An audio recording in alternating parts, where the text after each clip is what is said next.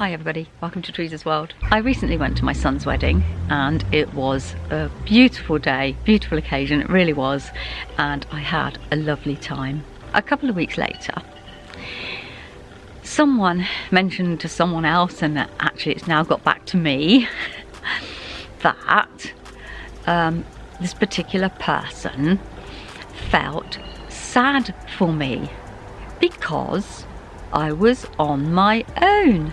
Can I say now, I don't want anyone ever feeling sad for me because I am solo. I actually excel at being solo. I love it. And anyone out there who's having problems with being on their own, then continue listening to this video, because I'm going to tell you how amazing it is if you just get your head around it. Firstly, stop dwelling on what you once had and value and appreciate what you have right now. And you might turn around and say, but I'm on my own, I've got nothing. No, I will tell you what you have and you must value it. You have freedom to do as you please. Think about it. When was the last time you had the freedom as a single person or solo person to do as you please? I have come to value my freedom so much that it would take a really special person to be part of my life, and that's a big thing for me to say. Spend time on yourself, getting to know what you want out of life, what you enjoy. If there's something that causes you anxiety, get to the bottom of it as to why it does. For me, believe it or not, I would not have driven from a town called Chippenham to Bristol. It's 30 miles away. I would have been so anxious about where to park, and it would have been a real big deal. It was even a big deal just going to Bath, which is 12 miles down the road, unless I went really early and knew exactly where I was going to park. I used to get so anxious and stressed about that.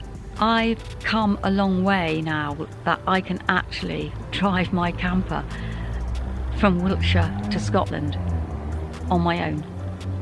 And it's taken time to get over the things that held me back, but I've got to know myself so much better now, and I am a different person to what I was 12 years ago.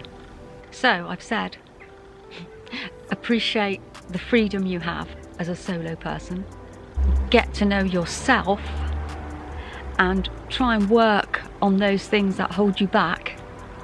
Like for me, it was driving. And thirdly, the most important thing, I think, is an acceptance of being solo, an acceptance of being in that window, and to accept that it's okay to do things on your own. The only people that have an issue with it are people around you.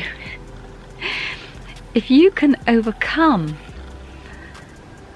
being self-conscious going into a pub or into a restaurant, if you can overcome doing things on your own and be confident doing it, I can tell you it is so empowering. Suddenly the world is open to you, and you can go anywhere and do anything, and you don't need to depend on anyone else to be able to do it. It has taken me, 12 years to get to where I am today, to have the confidence to do what I do, to have an acceptance of my singledom and love it, to appreciate the freedom I have.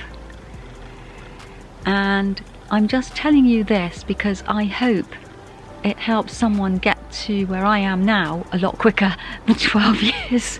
I had a lot of little issues to overcome. I would dwell on things as well, and things go around in my head quite a bit.